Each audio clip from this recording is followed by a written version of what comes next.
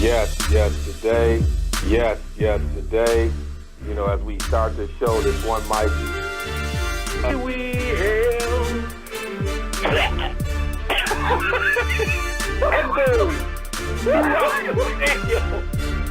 There is a pause throughout the stadium as this man sounds like he just coughs up a lung.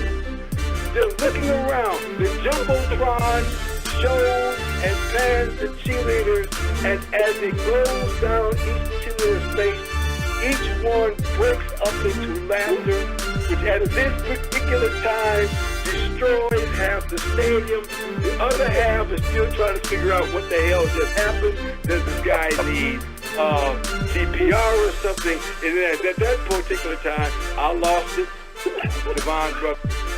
Yes. Today, Blog Talk Radio. Show this one mic. Phoenix is another place. They got a great training staff. They were able to breathe life back into Shaq.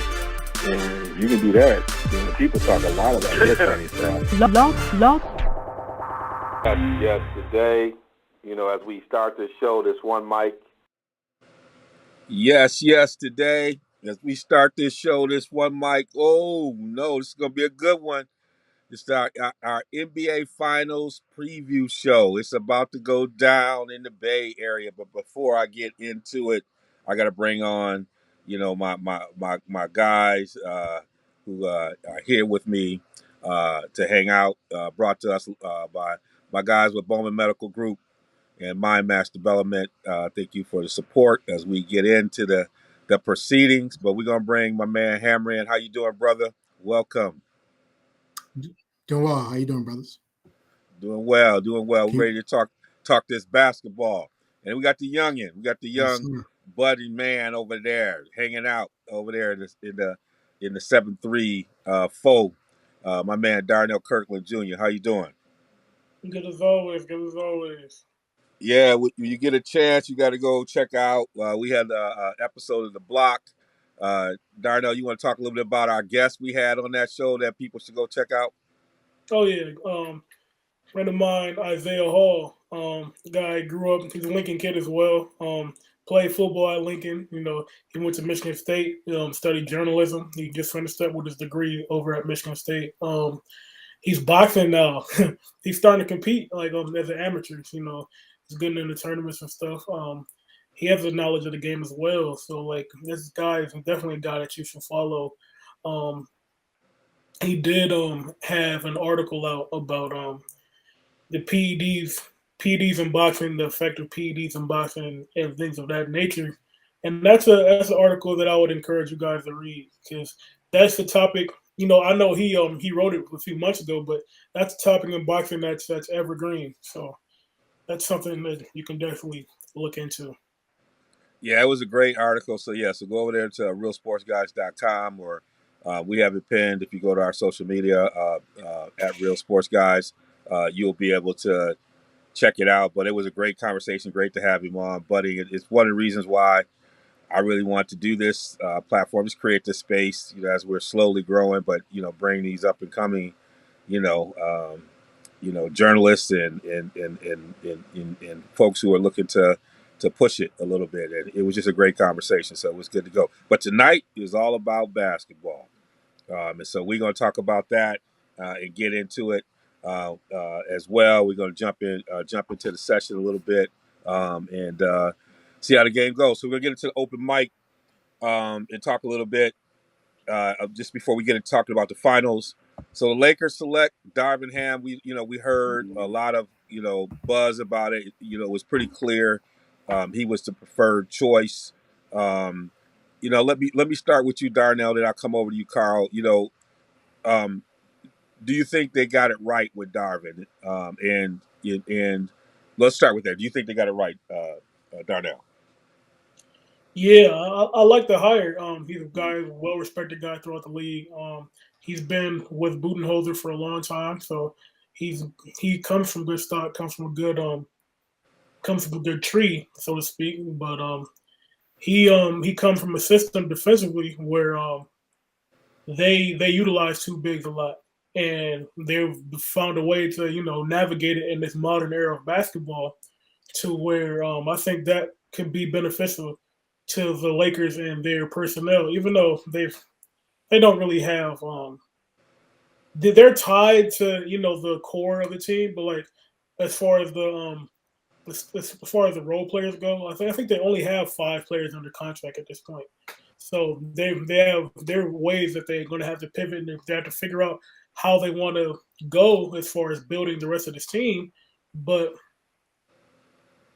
with Anthony Davis not necessarily always wanting to play the 5, getting a coach in there that knows how to utilize 2 bigs on defense against the modern day offense, that can really be an asset to them as a franchise. Yeah, I think you're right. Getting someone to really think creatively about how to maximize that unit. And I've always said, even if you feel like you have to start Westbrook, understanding there's ways to work him into that second unit and kind of be the lead in that second unit to let him breathe a little bit, and how you stagger people's time. I just feel like Darvin can come in and gain some respect, and in some ways get some folks to do some things. But you're right, the way he's developed players is going to be key to his relationship with the superstars, being able to get them to commit to doing some things that they might not be comfortable with doing, but that he can say. What about you, Hammer? How do you feel about this hire? Oh, I think it's a great hire. I think Darvin brings not only perspective as Darnell talked about, as a coach who knows how to work with 2 bigs in his modern day of basketball, but also he's a role player. He watched the game. And he's a champion. He was with the Pistons, as well as a really good role player with the Bucks, and learn from Bud. And I think they really wanted someone. They talked about they wanted someone who was a player. Who could relate to the players. I think that they saw that, they threw Vogel the bus, whatever, but they wanted to have a coach that played. And I think that Darvin paid his dues and shown, especially the way Milwaukee won it last year. And he's a guy that is a great communicator. He's even keel. He's able to connect with the locker room. And Vogel came off as being sort of aloof. And so, this is a comparison hire, but it's when you have another hire, you want to get it right, especially when you've fired Vogel. And I think that Darvin is going to bring energy. Darvin's going to bring respect, and Darvin's going to bring again championship basketball. And the Westbrook situation is going to be interesting because everything you read, it looks like they want to keep him, or they're selling wolf tickets and trying to see what they're going to do, but. Yeah, that's the only thing I hate for him, that he has to deal with Westbrook and those shenanigans. And like Darnell said, they only have 5 on the contracts. They have a lot of role players, kind of like he was. And hopefully he and Pelinka, I hope he gets a chance to get input as far as what role players come on. So he's going to be shaping and be able to coach those and get the right rotations. And he's going to have to do that. And so hopefully he's a partner with Pelinka as far as that goes, as far as getting the talent in they need. Yeah, see, that's the part that I think you're leading to that concerns me the most, is who's going to be part of that decision-making group. And it feels like there's some voices in there in spaces, just what you hear. So we're hearing this through a lot of speculation, and people are sharing what they're sharing, the role of the Rambuses and stuff like that. So figuring out. He said, Rambus part of his deal, Rambus cannot be in the room. That's what I've read. That's reported. That right there tells me a lot about them. He said he wouldn't take the job if Kurt. Now again, a lot of people take jobs. I mean, I want to see if it's in writing. Unless it's, I'm a lawyer. Unless it's Kurt Rambis can't be within 100 feet of FTX or something like that, then it's better said than done. But the bottom line is that that's not to interrupt you, but that was one of his caveats of his contingencies as far as not taking the job, was Kurt Rambis could not be in the room, and we know Phil's running around there too. So, again, they had those type of shenanigans with the Bucks. They let Bud. They let Bud sink or swim, and Bud's. Bud was, Bud was on the ropes last year. He was on the ropes last year. All on the ropes, and they turned around. So, bottom line is that we'll see what happens. But yeah, Kurt Rambis being the savant in the room, one of the worst coaches as far as record go in NBA history. Come on, man. I don't want him around either. So yeah. Yeah, and I think and we got my guy Mo joining us here. What's up? I'm gonna have to adjust our graphics a little bit. Now we're in the 4 screen. We got a few more faces up in here having the conversation. We're opening up here in the open mic, talk a little bit about the Lakers hire with Darvin Ham and what it's going to create. I think the second part of this, and I think we're beginning to allude and get into this is. And I think Darnell, you start to break it down. Like, what does it need? What does he need to be successful? And so part of it, I think from what Hammer just said, getting control of certain, creating the kind of space he needs to be able to operate by not having people who are, interfering with things. I think, his background in being with the Laker organization, he probably had some people on the ground who fed him some intel, and then he was able to at least be able to get positioned to get the breathing room he needs to be able to operate. So now he can operate. I'll go back to you, Darnell, and Mo will bring you in, hon. We're talking about Darvin a little bit. What do you think with 5 people under the roster, what do you think would be really good as they start to build out? We may not know which players, but what do you think he's going to be looking for to kind of build that roster out? Shooting. Yeah. that's a big one, shooting. I think that's the elephant in the room. Everybody knows it. We've all watched the games, but they definitely need a lot of shooting. Not I wouldn't say a lot, but you need guys to space the floor. You have Anthony Davis, LeBron James, Russell Westbrook. That's the core of your team. And if you're not moving Russell Westbrook, which they're definitely going to try to move Russell Westbrook. I'm skeptical if they're going to be successful, but hey, it seems like they always find a way. You know what I'm saying? So, right now, Westbrook, LeBron, AD, you need floor spaces around them. That's a big thing. Perimeter defense, you need guys that can guard the ball. That was a big miss last offseason because Alex Caruso, even KCP, these guys were good at the point of attack. And when you lost that, now you're putting more stress on the back line of the defense, especially when AD's having a lot of injuries. LeBron's getting older. DeAndre Jordan was on the team at the beginning of the season. DeAndre Jordan should be out of the league. You know what I'm saying? He's past it. He's past it. But yeah, I know. Or he should be playing that Haslam role. There, he should be being the mentor. Yeah, he should be Haslam. Yeah, I don't mean it in disrespect, but that's just no. That's the way I mean. Haslam that's real. That extra assistant coach in a room helping developing young players, right? Yeah, but that's really the crux of what they need: floor spacing, perimeter defense. That's really what they need. As far as names of guys, interesting to see what the Miami situation is looking like. Because you got Hero looking for more minutes. You got Duncan Robinson in there. Oladipo's in there. So somebody might not be there next year. So I'm if I'm the Lakers, I'm keeping a sharp eye out there. I think Oladipo would be a nice. He might be a nice addition. You know what I'm saying? They have the room for Oladipo. I mean, they're kind of capped out with Westbrook, AD, and LeBron. I mean, that's a lot of cap, man.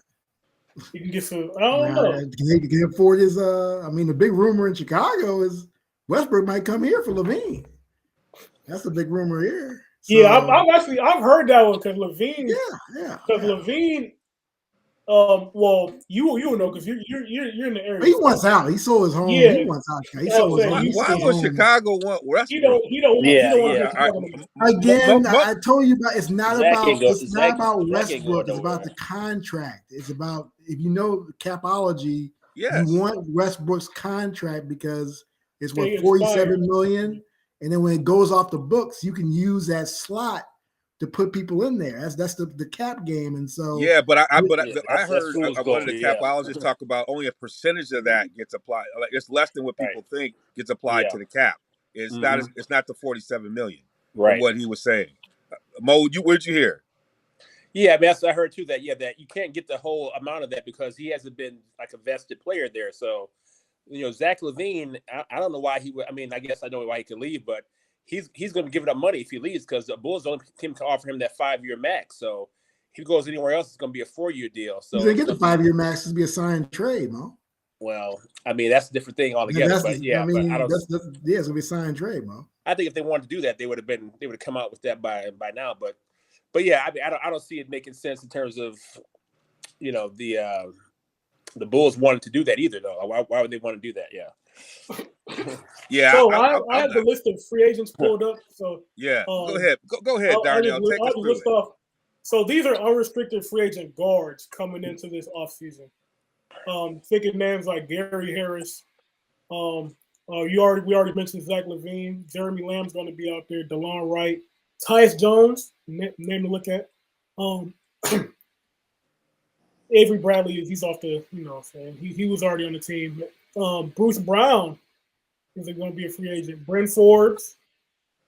But they afford those guys. I mean, that's Austin Rivers, Victor Oladipo, Wesley Matthews. They might want to look at bringing Wesley Matthews back.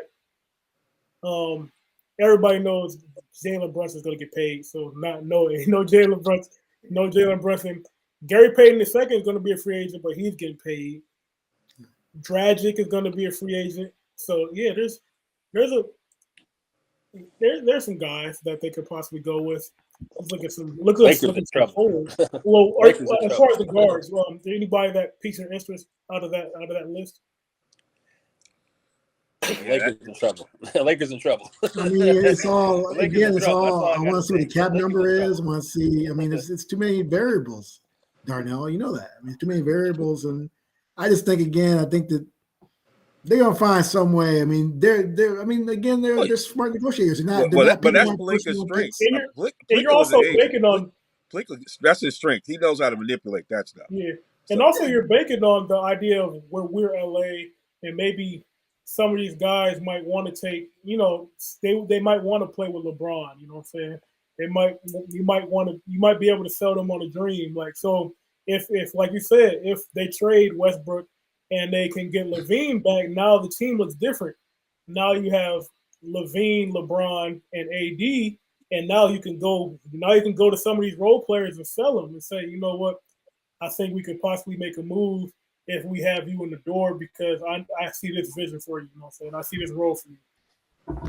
And I think Wesley Matthews. I think they could bring Wesley Matthews back. Yeah. Even though Wesley Matthews, he's from the Wisconsin area, right? But yeah, he's from Madison. He's from Madison. Yeah. We'll see how it plays. I mean, I think the play for Ham has got to be, and this is part of what you don't understand about the Lakers is. This is a person that you're really trying to build towards the future and hoping to close out LeBron's career right, but with the idea you want to build past LeBron with this coach. If they think about that way, I think they got the right coach. If they do their usual Lakers stuff, where they just think they're bigger than life and, look at this as a short-term thing, and, it's hard to tell. I mean, you look at what, they did through the whole search before they went to Vogel. I mean, maybe they've learned something, but I wish him well. We're gonna see how they get out of this pickle because the West is getting stronger. They're gonna get stronger just by people coming back and get healthier. So that's what I said. Huh? Yeah, that's what I said. Like, in the Lakers, even if they got somebody like LaVine, like they still are probably not even the top 4 team. I mean, like the West is so full right now. Yeah, the Lakers. I mean, their window is so small too. LeBron's got maybe 1 or 2 more years. I mean, like AD's always hurt.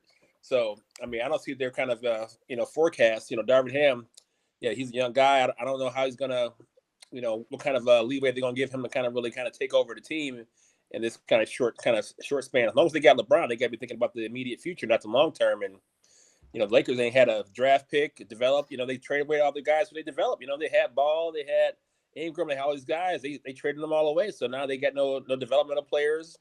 And they don't have a draft pick this year. Yeah. So they got Yeah, they let Ham's biggest Caruso and those job gonna guys be go. AD. He gonna Caruso have was to one of be in those glue guys AD. too. He gonna have to be in AD's living room, looking him eye to eye. He got to do like my man out in Boston. He be looking him eye to eye. You either gonna have to fight them or you gonna have to fight me. That's the look my boy Udoka gives you. He get a look like you gonna either fight them or you gonna fight me. But somebody gonna fight today. And I think Ham might have that type of look. So his biggest job is gonna be AD. All right, Draymond. Is Draymond a distraction? I mean, he does gets pulled in by Shaq, gets him to do the whole Boston prediction. Draymond's on his post, league. He's already building his case to be on TNT. And then he comes out with this analysis on Colin Cowherd's podcast about Steph and Steph being double teamed 7 times Well, more. it's distraction to who? That's the main Is he just a question. distraction out here? I'm just asking the No. I'm question saying that's the to the main. team. Yeah, That's I'm saying, the main is thing. he I doing too believe. much? No, I because believe he's yes, he always is. been Draymond's been Draymond. I mean, So yeah, exactly. Carl has it Draymond's right. Draymond, man. I mean, ain't Yeah, no Draymond. they got three that's the rings. thing They that got got three him rings with him. He kicked ain't been out of that the much series distraction. They with got the three rings. Cavaliers, right? They got three rings, man. Well, that was again. Everyone talks about if he nobody knows what happened if he didn't get kicked out, man. So that's all should could would. But he Bottom got line, kicked out because he yeah, was over the bottom line, zealous. that doesn't guarantee LeBron could come back regardless and gotten that chip. So you can't blame Draymond for you can't blame I Draymond mean, for he getting all in kicked the out. video, man. He all in the So video. what I would say is All in the video. He Man, he all in the video. My goodness. again, Mo, help me he out. got What you three got? rings. That's all I gotta say. He got three rings, man. Enough It ain't said. about that ring. It's about Three this rings. ring. Mo, help me out. What you talking about?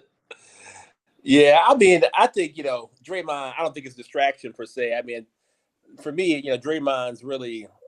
I mean, his role is just really. I mean, obviously he's kind of the backbone of the team, but he's not influencing the what's happening on the game day-to-day basis for me right now. Like the young Poole and those guys, that's gonna be the kind of you guys will get to that later on, the X factors. But yeah, I don't see him as a distraction. Is Draymond's kind of pumping himself up.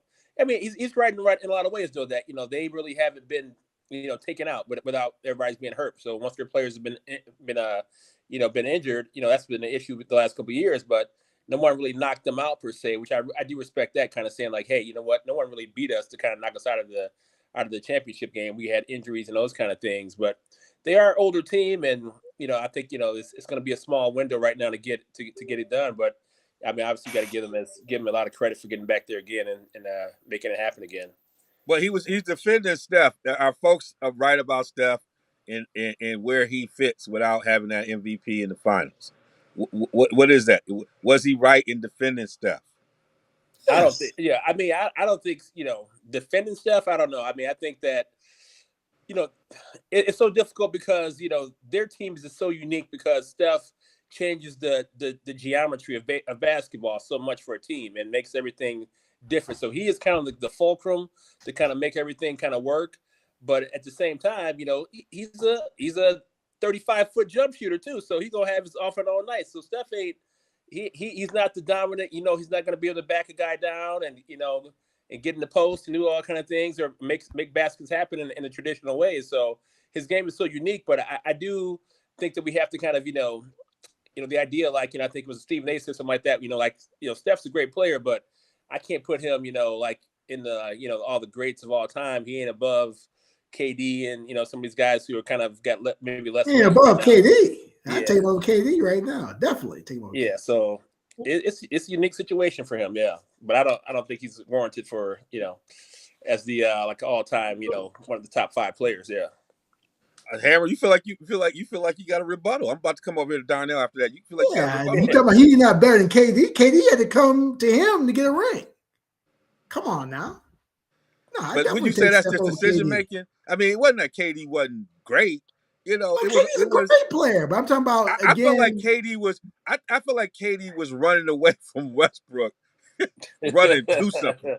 You know what I'm saying? It was a bad decision, but I just felt like Westbrook was driving him crazy, and he didn't want to wait for the banana boat. He just had to get his own boat out, and if that was the way to go, Well, I yeah, just think he was running out. KD ran away from GSW and Kyrie ran away from Boston, and who's in the finals? Enough said. So, I mean, who's in the finals? Those are great decisions by great decision makers. Please, I I'd take understand. Darnell, Steph what do you over. feel? Steph is What do you feel? revolutionized the game, man. Are they right about? Are they right when they pushing?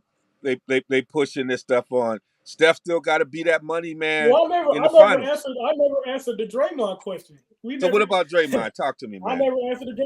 You said if it's Draymond Green a distraction. Yeah. So and my response is he a distraction to who? Because at the end of the day, he's at this point in his career, he's transitioning to a part. He's not part-time. He's a full-time player, but he's a full-time player and a part-time member of the media.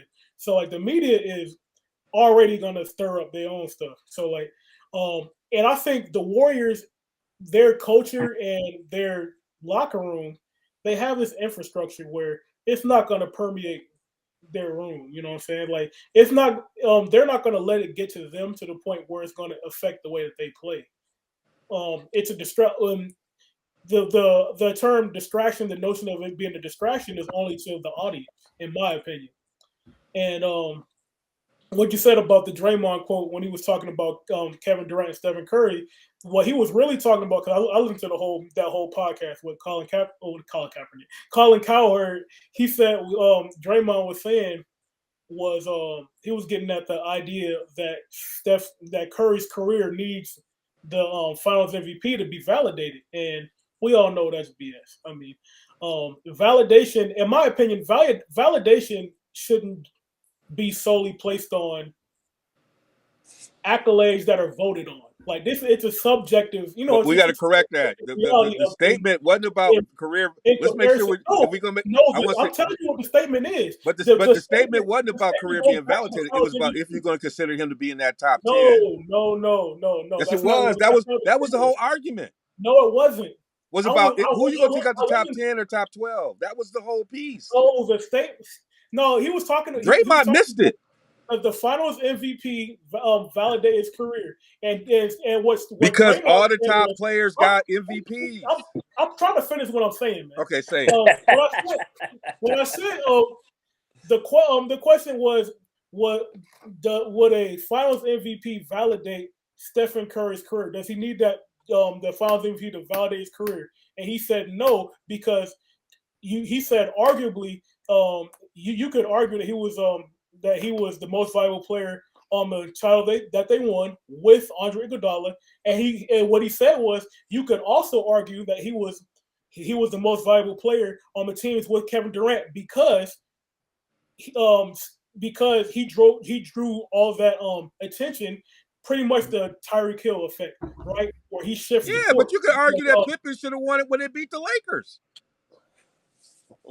Right? All right, so you could do that next year. This is the argument. Yeah. This is the argument that happened with KD. You're talking about the Draymond being a distraction, because when Stephen A. Smith went on First Take, he was talking about Draymond Green and Kevin Durant going back and forth on Twitter, and that's what they're going back and forth because Kevin Durant said that he disagreed that Stephen Curry was the most valuable player on the team because what Draymond said that that Stephen Curry was double teamed like 7 times the amount of times that Durant was, and their stats you can look it up. You can honestly look it up that Stephen Curry was double teamed a ridiculous amount of times more than Kevin Durant. I've seen it. Like this is an objective fact, but that's really what I was getting at.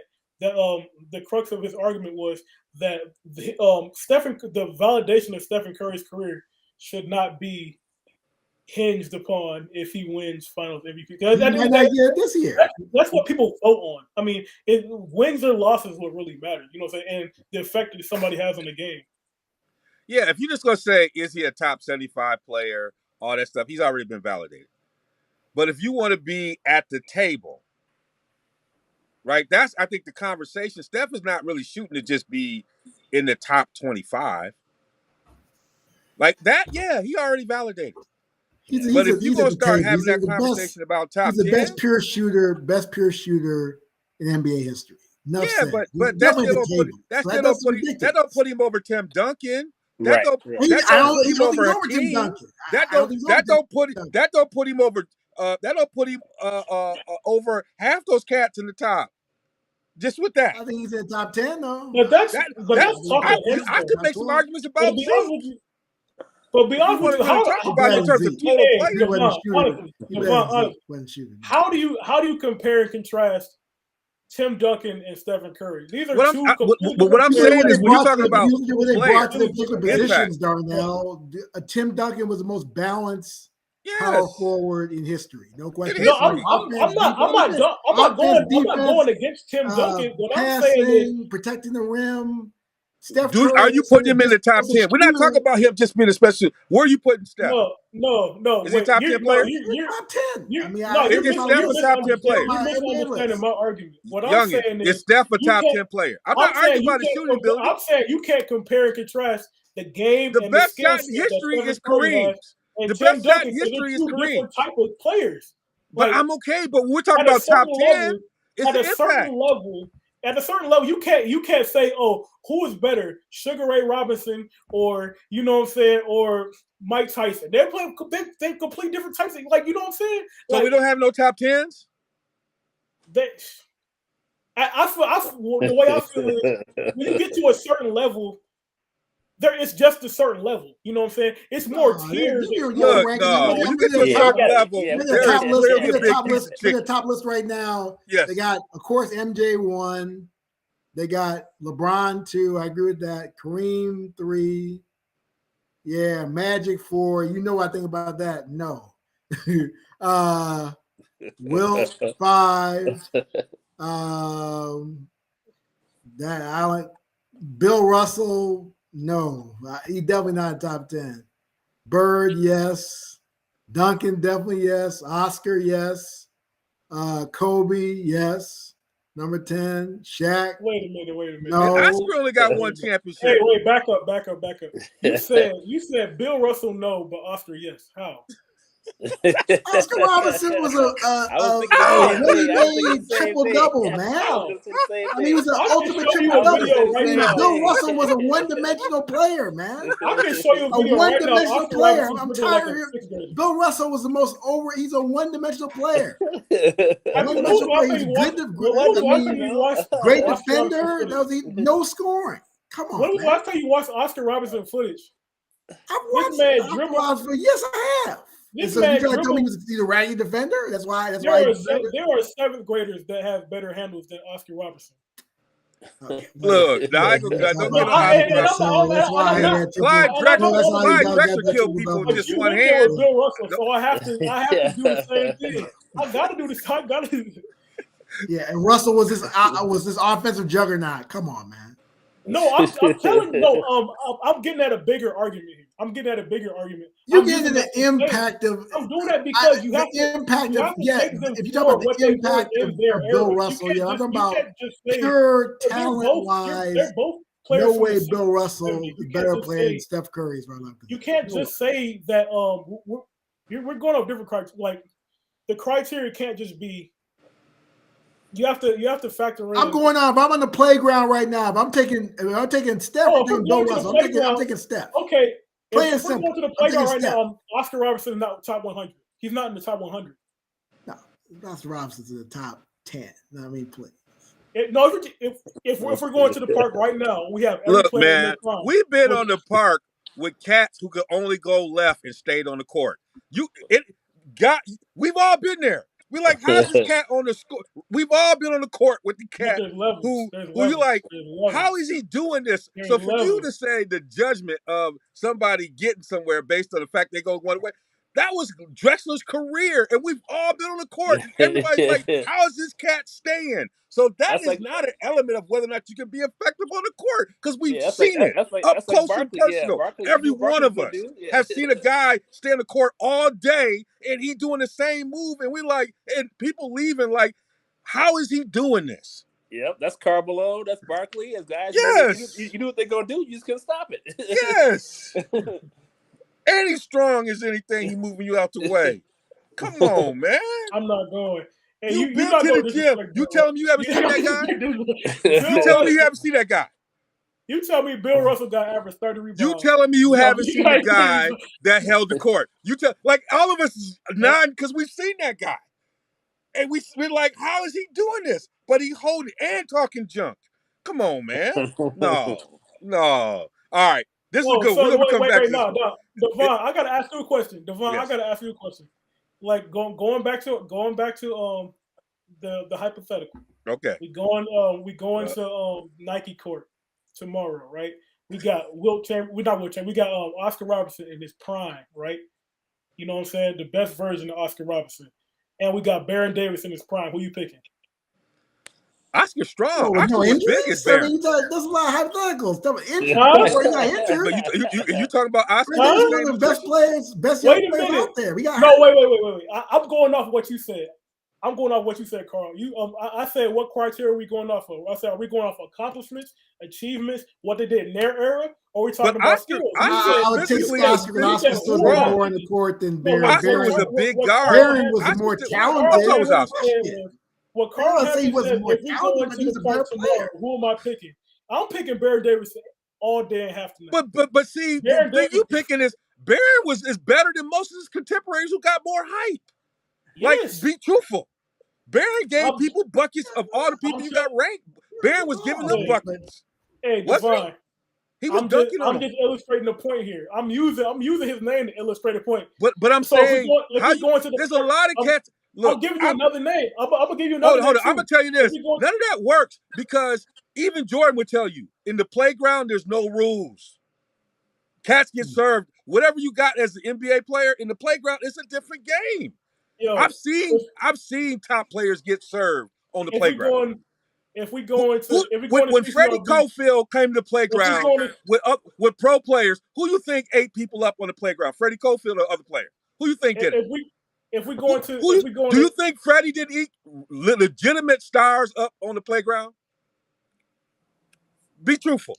I've watched Freddie do work. So like. If you're talking about what they do on the playground, that's an entirely different kind of game. Are we picking Oscar Robertson and Mahmoud Abdul-Rauf in his prime? Who are we picking? But Rauf was killing people in his prime. Mahmoud Abdul-Rauf. Like, hold it. Was he killing everybody? Was he killing Stockton? He was killing Stockton. 50. So what are we talking about? 50. He was killing contemporaries and wasn't getting no love. If it wasn't for the league banning him, he would have been doing it. Like, come on. We arguing the same thing. But I'm saying your point to Oscar is no different. It's the same point you can make to Stockton, a contemporary. So it has nothing to do with eras. He was killing them. I mean that. But we arguing different. I know, but that qualified. What you said is qualifying where Rauf is. What my argument is because where we started was Oscar versus Bill Russell. Yeah. And he said Bill Russell shouldn't be in the top 10 because his skill set isn't on the level of the players of today. And I'm saying if you're going to do that to Bill Russell. I said he didn't have a complete game. I'm against him on the Bill Russell. I know he's against me. You're against me. If you're going to do it to Bill Russell, do it to Oscar. Yeah. If we really want to go there, I'm picking a whole bunch of guards for Oscar if we talking just directly translate where they were in their prime. You know what I'm saying? This sounds like a great topic for the future. We got to figure this one out. This one's been hot. This is going to be what we're going to do. We even got past the thing we're supposed to. This is good. We have to do a show on this. I'm going to figure out how to get it because you are making some good points now, and we want to unpack it. So we're going to do a show on that one because I think you're making some good points. We just got to figure out how to frame it, right? But I like where you're going. All right, before we get to the cipher, them Heat went there. That was a hell of a series. The reason why I brought this, I'm bringing this topic up because end of the game situations are there. And there's a lot of debate about whether or not Jimmy should have taken that shot. I thought it was a great shot. Thought it was the right shot at the time. I thought they were, but there's a lot of people who are, some people are debating whether or not he could have taken a better shot. But I love this this hits into like who you are as a player, and the shot was a Jimmy shot. What were your thoughts? Carl, I know you've been watching Jimmy since he was a youngster. You and Mo, y'all Bulls fans. In Chicago, I know y'all crying. I know it was like, as my brother Steve would say, had he cried. I know y'all was crying watching I him ain't do cry. that I've been in angry, man. Miami. Angry with Garth, But when they traded him to Levine, I was angry. I wasn't crying. I was angry. But Jimmy was doing his thing. But Cry, was that a shot you would have had him take, or would you have yeah, tried to because keep he that was thing the whole year? because he wanted it. And the bottom line, he was feeling it. And so you're not gonna take it away from him. And the guy put in 46 other night. Yeah, you let him go with the shot. I mean, all these second guessers, naysayers. Again, the bottom line, he lost 3 out of 4 at home. That's why they're at home right now. So yeah, I mean, Jimmy was the thing keeping them from getting swept. So the bottom line is that you give Jimmy the shot. Jimmy missed the shot. That's life. Mo, do you some more what do you players think? and move on? Do you run it back with this Heat team? What do they need right there? I mean, they're basically a mass unit. You let them get healthy and come back. I think they pretty much proved that if they were healthy, they would have won that series. I mean, they barely lost, and everybody was hurt. I mean, Jimmy was hurt. Lowry's been hurt. Hero was hurt. So I mean, the toughness of that team is just. I mean, I was just most impressed with that the fact that they were actually to kind of gut it out and be there. They won that game when Jimmy went out in that game. So it wasn't just Jimmy, but obviously he was kind of the key player on that team. But I mean, I think that ultimately, I don't know if they have the most. They obviously don't have the most talented team. I think it's pretty much clear, but somehow they kind of got that kind of whole parts where everything kind of works together more than kind of the individual players does, and it's just the culture that Pat Riley and Spoelstra and those guys have built down there that makes it just so great. So, I mean, I think they just they had another kind of just a scorer kind of player. Bam was kind of went down. He didn't really show up that much in the series either. So, I think that the Williams brother from Boston kind of shut him down. But I think Bam gets a little better next year. They get Hero or somebody like that. Oladipo is just kind of coming back into his form too. So if they keep the team together, I think they're going to be very solid again. So I don't see what they would have to change too much to really be back in the mix again. Darnell, I mean, you had a really good breakdown of Jimmy's game. We were talking about it in the text in terms of like the type of superstar and what the way in which he's evolved as a player, but those moments of consistency, like how does he kind of have that breakthrough approach to his game? Like Jimmy is a great player, but that piece that I remember you were breaking down in the text a little bit about how you were framing, how he's evolved as a player, and that there still is a point for him to break through in the way that you were talking about it. I know we had a lot of debate, but where do you see that need for Jimmy to turn the corner, as the type of player he can be, even though he's done some amazing things? But I think you had some really good analysis of his game that you shared. I think, like to have you share with our audience. Well, really, with Jimmy Butler, like you said, he's a great player. He's very talented. He works his way up from the ground up, man. And in my opinion, the way I view things is players. There's a lot more that goes into being a player than your physical skills and your traits and all that kind of stuff. A lot of what makes up these guys is their mentality, the way their makeup on the inside, and that's really what I was getting at in the text. As far as there's certain types of guys that have a number one mentality, some type of guys that have a mentality of a role player. And Jimmy Butler, he's a guy that he's pretty much been a role player all the way coming up, and he's worked his way up. He's really worked on his skills, grinded. But you can tell sometimes, like when the context of this conversation was, we're talking about Jason Tatum being an inconsistent guy. Sometimes he comes out, he brings it, he's going for 40, 50 points. And sometimes, he floats a little bit. And I was saying, really, Jimmy Butler does too, but I don't really blame him because, it's the mentality. Because, like, I can understand it myself because me and myself growing up, I've been a role player, pretty much since the beginning. So like I can understand going in to a game and not you saw this with James Harden earlier because like James Harden earlier this year he told I think the TNT crew like he didn't know when it was time for him to facilitate and when it's time for him to score.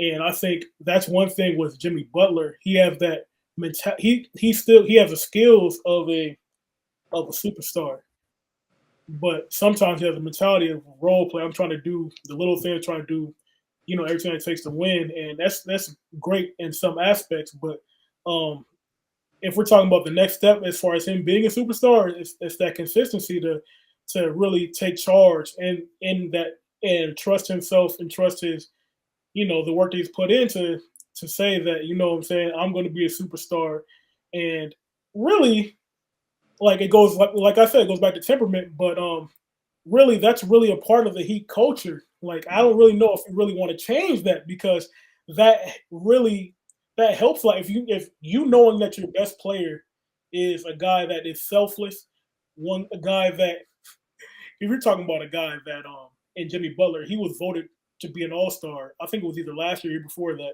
And Bam and he didn't play. He refused to play because Bam wasn't an all-star. So he was like he's the guy that is selfless to that extent to where, what I'm saying, the accolades, the light, what I'm saying, the light shining on him doesn't really matter that much to him. So is it really in his personality to really do that? And do you necessarily want him to step out of himself and, put on a front that's not necessarily him? So I don't know if it's necessarily him taking the charge to be, what I'm saying, I'm going to be the number one. Because you kind of want him to do that, but there's going to be a balance there between him being more consistently the guy, and I think Hero being hurt kind of hurt that a little bit because I believe if Hero was 100%, you wouldn't have a problem because the possessions that he would usually, like we say float, but he likes to get everybody else involved, and those possessions, I think Hero would have stepped up and he would have had his stretches where he's going on, he can go on runs where he's scoring all the team's points for like 3 or 4 minutes, like a couple possessions. It's like no, I'm sorry. I feel like I'm rambling. Yeah, but I think the point that you're hitting is an important point. Is what I'm seeing Jimmy's evolution is knowing when it's time for him to eat. Yeah. That by him eating early, it opens up the rest of the floor, and I think there are moments where like he likes to let the game come in, but there are games where it's important for him to eat first to open up the game, to open up passing lanes, to create things. He gets to the line like nobody draws fouls like him, getting his team to the bonus. I think that's an undervalued strategy that we don't see a lot of teams use. That I think the Heat, they do a great job at. A lot of it is because Butler, like nobody can, like he waits for people to foul him and still gets it. Like there are times where he needs to know when to lead and know it's a game. Like in the first couple of minutes, understand I'm going to have to be aggressive offensively to set the table up for the third, fourth quarter. I think that's the next, and that's like a high level thing, but that's the next piece for him to recognize that. But when he does, it's over. Like once that light comes on, you can see in the game, it's over. Now he's just playing, but it's like knowing when he needs to do that. I think is his next point of evolution. And I think Kobe was really good at that. If you go back and watch some old Kobe games, like he knew when to press and when to step back a little bit, especially when he got older in his career. Like you would see in first quarter, he'd be setting everybody up, trying to make sure everybody was engaged, and then like when the time came, he knew, okay, we're down by 6 or 8. You know what I'm saying? I got to cut the lead. I got to stop the bleeding right now. So he would take over, and like you said, I think that really could be a good next point for Jimmy Butler to really learn to pick his spots better. All right, this has been a great conversation. So we'll move to the Cipher. We're gonna move to preview of the finals, and this is gonna be really important. So I want to get a sense from each of you, kind of like a key to you know, for each team, and to kind of get a sense of what we should be paying attention to when we see the game start tomorrow. Carl, what keys do you see for either one of these teams in terms of that if you see it, you feel like they are in their rhythm? Marcus Smart is dominant. I mean, Steph Curry has a 33% shooting percentage against Marcus Smart for his career. If Marcus Smart's on defensively, GSW is going to be in trouble. They could get upset this first game. I mean, that's good. That's going to be really the key. Is going to be how that defense, how MD Adoka is going to run that defense. That's going to be a key factor. And I'd say for GSW, it's really going to be about getting Claymore involved, Jordan Poole involved, and really also, sort of our techs, who's going to come off the bench and be, you talk about be the supporting player. It's going to be Kuminga. It's going to be, that's something to look at as far as what's happening. But the key to this whole series is going to be why the Celtics are here in the first place, because their defense is going to be the key, and how GSW gets around the defense. And they can shut Steph down, but can they shut Steph, Clay, Jordan down? No. And Wiggins down? No. That's why I think that they've got too many weapons but I think they're going to try to shut Steph down. He's the most dangerous, but I think that's going to be the key to the series, is that defensive intensity. If they're able to, if MJ's able to play the type of defense they've done this past half of the season in the playoffs, he'll be holding up a Larry O'Brien trophy, plain and simple. All right, Mo, some of those keys. What are your keys that you might want to build on in this conversation? Yeah, I mean, I think that I agree with Hammer's point that I think that Boston, I think, is getting a little bit underrated right now. I think obviously they had a tough series, but they have shown a lot of grit and just kind of a lot of toughness. You think about it, they beat the Nets, they beat the Bucks, they beat the Heat. And this is a pretty young team overall still, so they still are kind of learning on the fly here. So the fact that they have not looked great in some of the games, but they've always bounced back, I'm really impressed with that, especially from a young team. And their defense is top notch as well. I mean, Golden State has a good defense as well, but I think that it's going to give Golden State trouble with their defense. So I agree that some of the role players, I think, are kind of be not the star players, but the role players are going to be the ones that are going to make a big difference, I think. So I think Poole and Wiggins for Golden State are going to be kind of those kind of, X factor guys.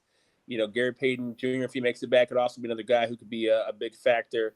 I agree that, Smart is kind of the player for Boston who, kind of plays up and down. If he's playing well, they usually play well. But if he's playing, so-so, then Boston usually does not do as well. So Jalen Brown as well, obviously, is going to be another player who I think has been up and down a little bit, but who has the ability, of course, to kind of rise up and make some things happen. So yeah, I think, the star players, I think that, Clay is, he's obviously been up and down with his play, but I think people realize he's still coming back. I don't think he's still 100% like, how he's going to be like next year when he really kind of gets a full season under his belt.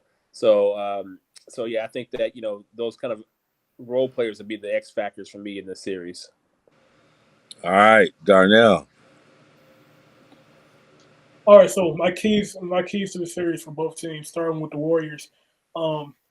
Their key, I think, the number one key is to the number one key to the series for them is to, I think, defensively. If I was them, I'd try to get the ball out of Jason Tatum's hands. I want to speed. I want to double him and try to speed them up and make them play at our pace. Really, because I think a key to this series is going to be the pace of play that the game is played at. Because I think if the game is played at a faster pace, I think that bodes well for the Warriors.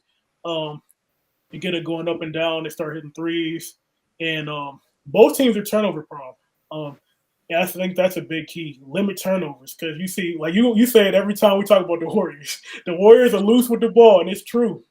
It's really true. And Boston, I think a lot of times, I know Marcus Smart is he's been playing well, but a lot of times when they do struggle, it's because they don't really have that pure point guard to get them into stuff. Um, and my second key for the Warriors would be to rebound the ball. And like I said, it really goes back to my first key, controlling the tempo. And how you do that is rebound. I think Kevon Looney would be my X factor if I had to give an X factor for the Golden State Warriors. And my key on Boston side is, you guessed it, control tempo. I think slowing the game down. I think a big X factor in the series. I hate to say this because I might get fined because every time somebody talk about the officiating, they get fined. but a big X factor to this series, especially with the big clash of styles, is how are these games going to be officiated? Like, we know Boston's a real physical team. We really definitely saw in that Brooklyn series, and I think that can really bother Golden State. And if Boston's gonna play at their best, I think they're gonna have to be physical, which that's their identity. That's what they do. Like that's nothing that they really have to work on. Yeah. So defensive intensity, controlling the tempo, and rebounding. And they have a lot of switchable pieces. So I think like Mo was saying, they're an underdog, but I think it's a true 50-50 matchup. It's going to be a great series. I agree with you. It's a 50-50 matchup, and I what I love about all y'all kind of on the Boston side is the defense, and I think if they can make Golden State feel them, and I think a key is the health of Williams, the big Williams, the big fella, Robert, because if they can really force them, against Dallas and some of these other teams, they can get to the rim because there was no one really, shot blocking. But I think if he's active and they can really get up and force them to put the ball on the floor, and he's disruptive, that cat is disruptive. Then that I think it's going to be. It's going to force them into the thing that you're just talking about. They tend to, in those scenarios, get real loose with the ball. And, and I said, it's one of them underlying things that I've been saying that, drives Curry crazy, but he can't do nothing about it. But in this series, they go for the home run play a lot. Yeah, it's going to show up, and they got to really defend against that.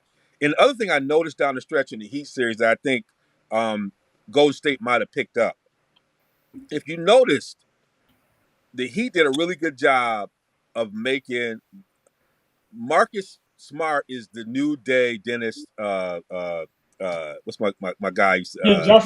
Dennis Johnson. You remember Dennis Johnson they made Dennis Johnson figure out that he can be that offensive player. Remember that? Like if you watch that when they're making their run, there was a time when Dennis Johnson was a great defensive player, but had to figure out how to contribute offensively. And I remember when Dennis started knocking them shots down. And if you notice, down the stretch, the Heat really forced Marcus took like the last 5 shots. So one of the things you'll start to see, and he wants them shots, right? He wants them shots. He wants those moments, right? And that's either going to be fool's gold for him, or that's what's going to get him to the next level. But he's that new day Dennis Johnson. And I loved him since he was in college. But he wants to be that point guard. And this is what we're going to find out. Watching that last 5 minutes of that series against the Heat, I was like, look, they intentionally putting him in space to make them plays and getting away from letting Brown and those guys make it. Putting in a position where he's got to do it. Right. And there are times where he's cooking and he does it. There's times where he's not. But it's going to come down to his ability to do that. It's going to be key to that. And then I think Looney's ability to provide some force. Like Looney can be a really good X factor. I mean, that's what makes Golden State look good moving forward when they get Wiseman back in. Like Looney's development. But he got some goons on the other side, as Perkins would say. Like he was banging with some people, but these some real goons he got coming up. and I want to see how he responds to that. And the other thing is, Draymond, the reason why I was on him about being a distraction, you got to knock the shot down. You got to hit a shot against like all that talking. I hope you was in the gym working on your jump shot because it's gonna get exposed against the Celtics. They gonna make Draymond. Draymond got to do something offensively, and this is where we're gonna figure out. And Draymond said he'll make it when it's open, but he gonna get forced to make some shots. You know, and if he doesn't do it, it's gonna be a problem. He'll make it. That's the annoying thing about Draymond is he's so reluctant to shoot. But it seems like whenever he shoot the ball, go in. I'm like, yeah, shoot the ball. You open. And he'll knock it down. Yeah, he'll knock it down. We gonna see. Ain't gonna carry this series. He can score 6 points and 6 rebounds, and they gonna win. I don't think he got to score some more points. Yeah. If he don't do that, it's gonna be a problem. All right. Who's gonna be that dude? Who's gonna star in their role? And a couple of you guys have mentioned in your takes, you guys. Darnell, I know you talked about some people. You talked about somebody who you thought was gonna star in the role. One person, if you say, hey, at the end of this series, they grew up in this series. They made their mark. You know, they're that supporting person, that person, that rotation that made their mark. Who's it gonna be? And nobody can say Jordan Poole because he ain't not a sport. Like Jordan is off. I'm not even giving no Jordan. Taking him off. Taking him off. No, don't give me no Jordan Pooles. Wiggins.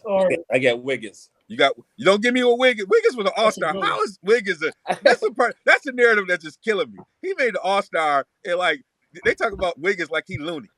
No, I'm taking him off there too. Come on. Grant Williams. Give me Grant Williams. Okay, I like that. Who you got? The Lakers, they have to switch and stuff. I think he thrives. I think this is going to be a great series for him. Yeah. No, I think with his size, he'll thrive in the up tempo game. Yeah. And I think that's why he'll be really good. But that's going to be the up tempo games will be a detriment to some people like Horford, and they might take him off the court. So. I don't know. I like Horford. I like Horford, but I'm talking about the fast-paced game is not his game. That's what I'm saying. So is you say Horford going to start? But who you say? No, I don't think Horford's going to start. I think. Who is going to start? I don't know who's Grant Williams. I said Grant Williams because Grant? I'm putting in context because of Horford. I think he's not going to be on the floor as much as. So we got two for Grant. Okay, Mo, who'd you say? Well, are you saying who's gonna who's gonna come break through or something like that? Or yeah, who's gonna be an X factor? Oh, I think Wiggins could be an X factor, man. What's that? I can't make somebody who made an all-star team an X factor. I was trying to I said Wiggins can be an X factor. I got to push back on that. He's a third, fourth option on his team. He can be an X factor. Come on, man. That death lineup, he's a fourth option. Huh? When they're playing Poole, Clay, Steph, he's fourth option, no question. All right. What'd you say, Mo? I thought you had another one. I'll give you another person, like say Gary Payton Jr. Because if he comes back, I think his defense. When is he supposed to come back though? When is he supposed to come back? He's supposed to be able to come back. Yeah, he should be coming back. Ready to come back. So I think his defense on Tatum, that could be a real key factor in this series. So yeah, I think this is the series they really need him. Everything he brings to the table will be real. I like the Grant selection. I think as long as Grant stopped complaining about referees and everything else, I know the coach want to choke him every time he come out of the game. But as long as he can stay focused, because he always on them damn coaches. I'm like, my goodness. I mean, referees. He just need to be focused a little bit. I think if it's not Grant, I think Looney gonna rise to the occasion.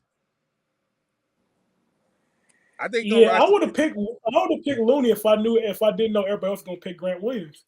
Yeah. I think between Looney and Robert Williams, them two cats are gonna be the key.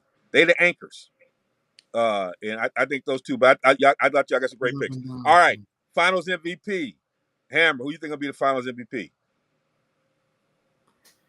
Wow,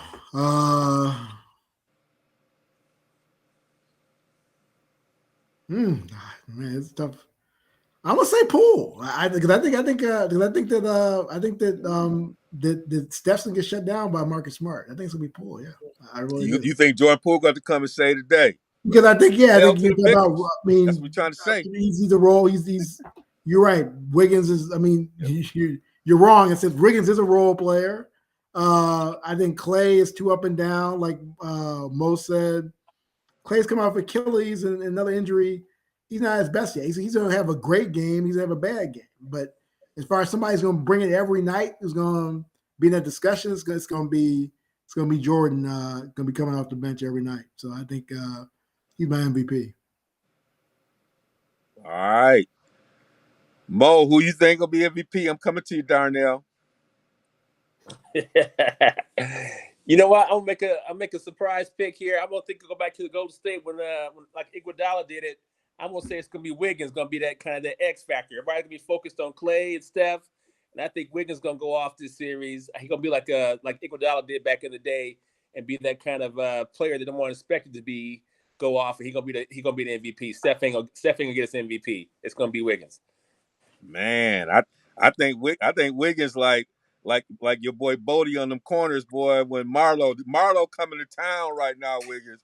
I hope you hold them corners down because I don't know. All right, youngin, who you got? Wait a minute, I gotta say something. So nobody here is picking Boston. Nope. No, I'm not picking Boston. Nobody Nope. here is picking Boston. I'm cheering for Boston. I'm cheering for Boston. I'm cheering for Boston. We're I'm cheering for Boston, but I'm gonna not. seal it. I'm cheering for Boston, but I don't think Boston's gonna win. No. So I'm split. Like my mind is with Boston, my heart's with Golden State. I want, in my opinion, I'm going Stephen Curry. Because I know I'm going to give it away. I'm going to give away to my next answer as far as who's going to win and why they're going to win. But I think this is the time, like you said, breakthrough. I think Stephen Curry is going to be Finals MVP because the Warriors are going to win. I believe the Warriors will win the Finals, and they're not going to give it to anybody else other than Stephen Curry because the narrative is out. You know what I'm saying? All that kind of stuff, and they're going to give it to him. Even if he does average 23 instead of 27, because I do believe Marcus Smart is going to do a good job because Marcus Smart is historically he's been the best defender to go against a Stephen Curry. So he's going to be in for a tough series for sure, but. I'm going with Stephen Curry. See, I mean, it's not like it's a breakthrough with Stephen Curry. I mean, the bottom line is he didn't get the three MVPs because he didn't overperform. There were all these expectations of him. I mean, he has to basically overperform to be the MVP.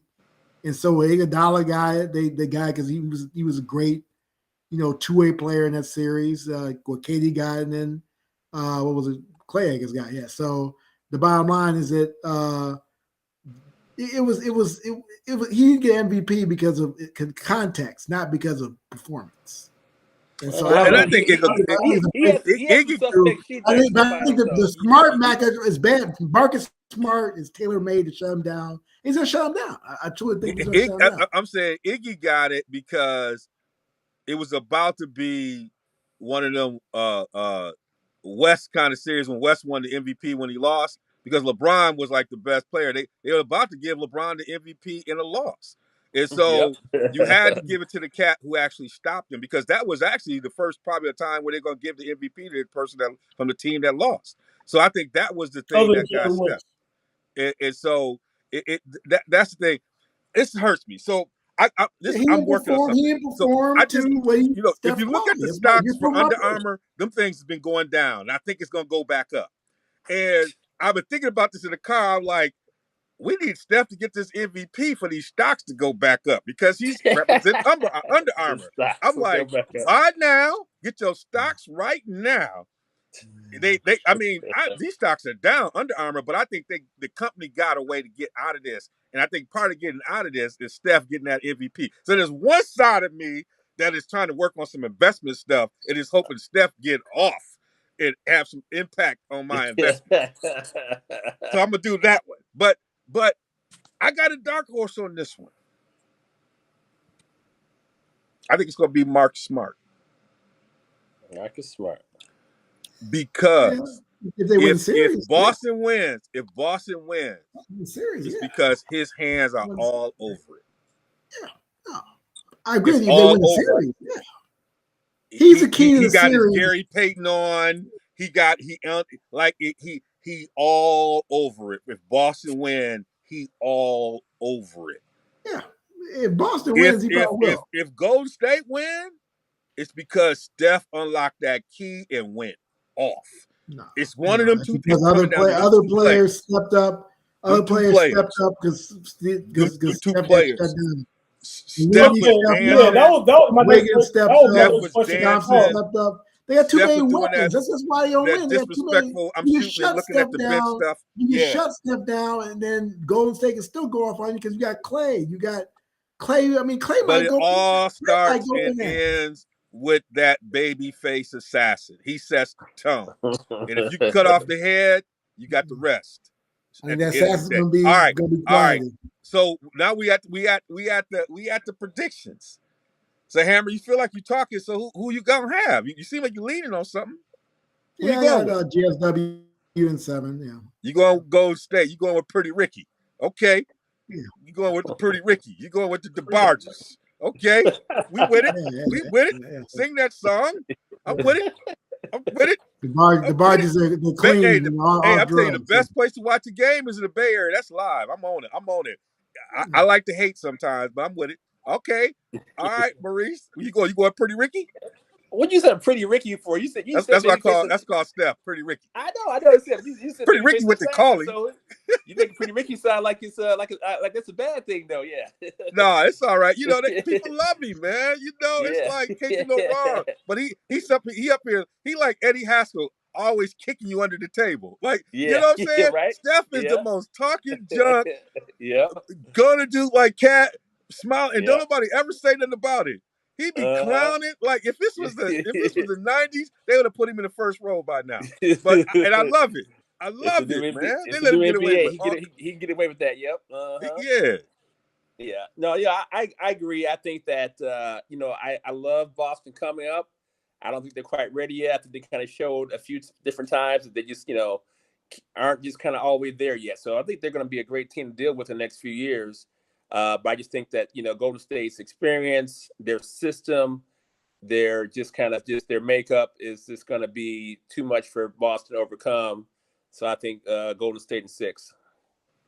Okay. And if you don't get Golden State this year, it's going to be even harder to get them next year. I'm going to tell you that right now. The way they developing players. All right. It's going to be hard to get them next year the way they developing players. Hey, go ahead, Darnell. I want to just bless it. Let you bless it. Let me go first. All right, so I'm going Golden State. I want you to go last. I want you to go last. Let me go. I already said it. You set him up. I want you to go last. I've been fighting with this, man. It's been the toughest one. It's hard. This is truly 50-50. When it's 50-50, I gotta go east. I gotta go with that team that feel like my old Pistons. Oh. Like they feel like them 2004 cats. They defend, they can score. And everybody was talking about them 2004 Pistons could beat them Lakers. And I remember telling my boy, I was Marcus Flowers going to be on here. I remember arguing with Marcus at his bachelor party with my man Cecil Youngblood, telling him that them goons from Detroit was going to put it to him. And I just got that feeling. There's something about Ime that there's something about their coach when he walking, like he just reminds me of a cat that just not going to let them lose. And I don't know how he going to do it. I think the Celtics going to do it. I think they'll do it in 7. All right, y'all. Wow. Okay, I got Golden State in 6. I know the Celtics have a very, very tough defense, but I think the underrated thing in this series is Golden State's defense. We don't talk a lot about Golden State's defense. We have one of the better defenders in the modern era, really. And when I say modern era, I'm talking about this current, era. Draymond Green.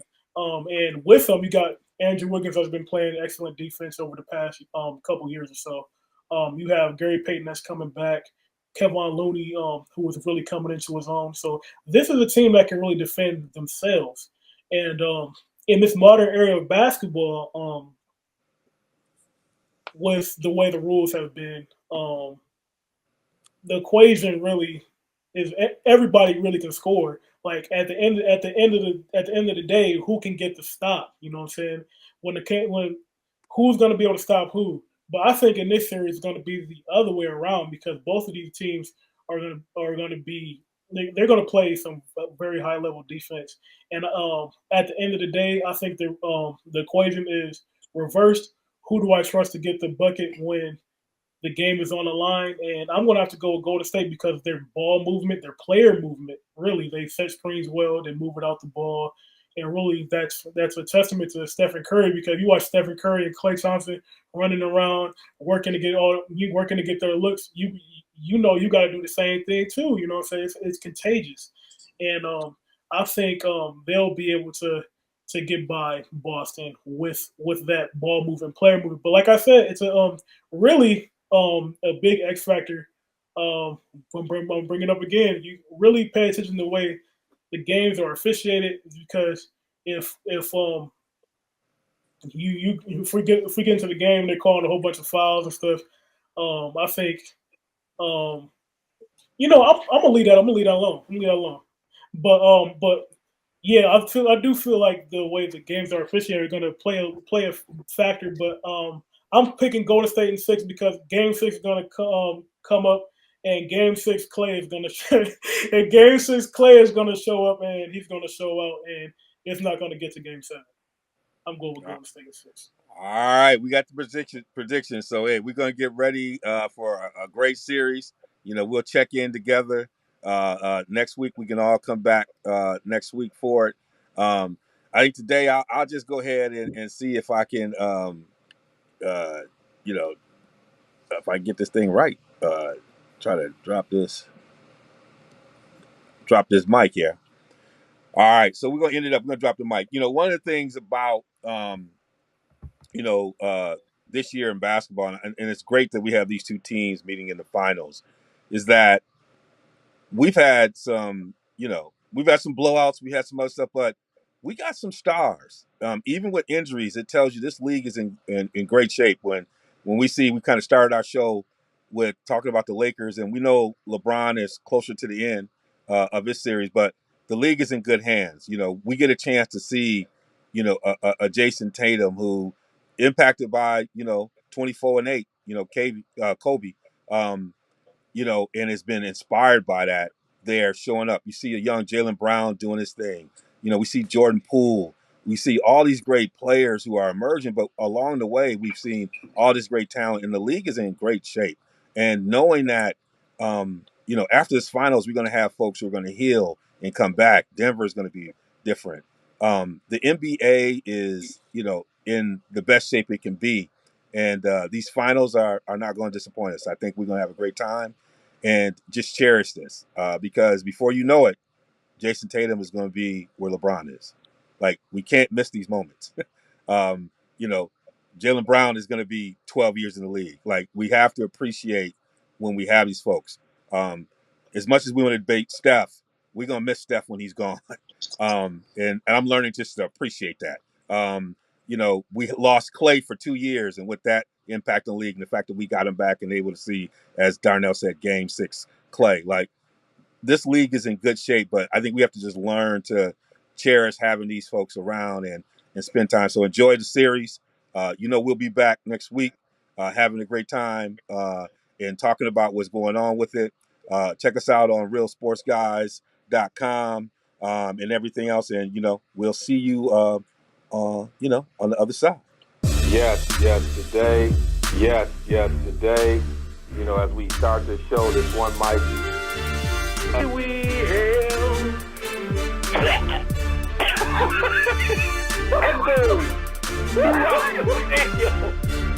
There is a pause throughout the stadium as this man sounds like he just coughs up a lung. Just looking around, the Jumbotron shows and pans the cheerleaders, and as it goes down each cheerleader's face, each one breaks up into laughter, which at this particular time destroys half the stadium. The other half is still trying to figure out what the hell just happened. Does this guy need CPR or something? And then at that particular time, I lost it. Devon's brother. Yes.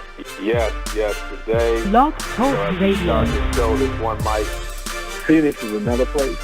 They got a great training staff. They were able to breathe life back into Shaq. And you can do that. People talk a lot about their training staff. Blog. Yes, today, as we start this show, this one mic,